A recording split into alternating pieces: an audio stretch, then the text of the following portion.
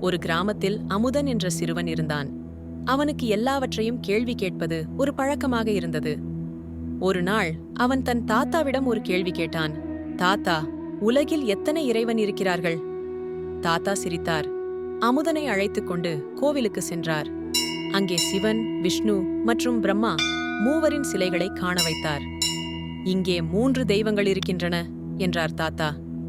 அப்படியென்றால் 3 தெய்வங்கள்தான் இருக்கிறார்களா என அமுதன் கேட்டான். தாத்தா அமுதனை ஆற்றங்கரையில் அழைத்துச் சென்றார். அங்கு ஒரு துறவி கையிலே குவளைப்பானை வைத்துக்கொண்டு நீரை வணங்கிக் கொண்டிருந்தார். அவர் ஒரே கடவுளை வணங்குகிறார் என்றார் தாத்தா.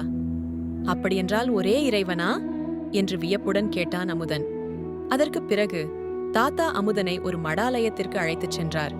அங்கு சில துறவிகள் சூரியனை நோக்கி பிரார்த்தனை செய்து கொண்டிருந்தனர். இங்கே சூரியனை இறைவனாக வணங்குகிறார்கள் என்றார் தாத்தா. அமுதனுக்கு குழப்பமாக இருந்தது. தாத்தா சிரித்துக்கொண்டே கூறினார், அமுதா, இறைவன் ஒரே ஒருவர். ஆனால் மக்கள் அவரை பல வடிவங்களில் பார்த்துக் கொண்டிருக்கிறார்கள். சிலர் தெய்வங்களை வடிவங்களாக காண்கிறார்கள். சிலர் இயற்கையை இறைவனாக கருதுகிறார்கள். இறைவன் என்றால் ஏதோ ஒரு சுதந்திர சக்தி. அதை மக்கள் தங்கள் நம்பிக்கையால் உருவாக்குகிறார்கள். அமுதன் கண்கள் மகிழ்ச்சியில் ஒளிந்தன. அப்படியென்றால் இறைவனை நாம் எப்படி நினைக்கிறோமோ அவர் அப்படித்தான் இருக்கிறாரா?